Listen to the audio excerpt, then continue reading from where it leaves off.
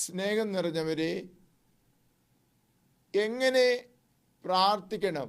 പലപ്പോഴും നമ്മൾ പ്രാർത്ഥിക്കുന്നതിൽ മറ്റുള്ളവരെ അനുകരിക്കുകയാണ് ചെയ്യുന്നത്. ഒരു പ്രായം വരെ അത് സാരമില്ല. എന്നാൽ നമ്മുടേതായ രീതിയിൽ പ്രാർത്ഥിക്കാൻ നമ്മൾക്ക് സാധിക്കണമെങ്കിൽ ദൈവത്തിൽ വിശ്വസിക്കണം, ദൈവത്തെ അറിയണം, ജീവിതം വിജയിപ്പിക്കണം എന്ന ആഗ്രഹമുണ്ടായിരിക്കണം. ദൈവത്തിന് വേണ്ടി എന്തെങ്കിലും ചെയ്യണമെന്ന ആഗ്രഹമുണ്ടായിരിക്കണം. നമ്മുടേതായ മുറിക്കപ്പെടുന്ന അനുഭവം സൗഖ്യം പ്രാപിക്കണം.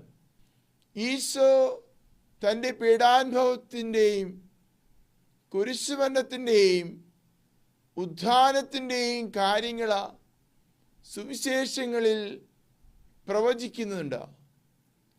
എനിക്ക് ഒരു മാമോദീസ കൂടി സ്വീകരിക്കാനുണ്ട്, അതുവരെ ഞാൻ അസ്വസ്ഥനാണ്.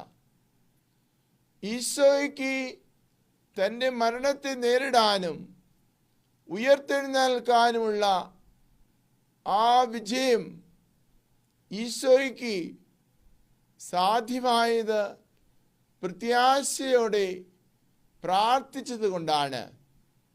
നമ്മളും നമ്മുടെ ജീവിതത്തിൽ പ്രത്യാശയോടെ പ്രാർത്ഥിക്കുമ്പോൾ മാത്രമാണ് നമ്മുടെ വെല്ലുവിളികളെ നേരിടാനും അവയുടെ മേൽ വിജയം കൈവരിക്കുവാനും നമുക്ക് നമ്മുടെ ജീവിതത്തിൽ ശരിക്കും ഉയർത്തെഴുന്നേൽക്കുവാനും സാധിക്കുന്നത്.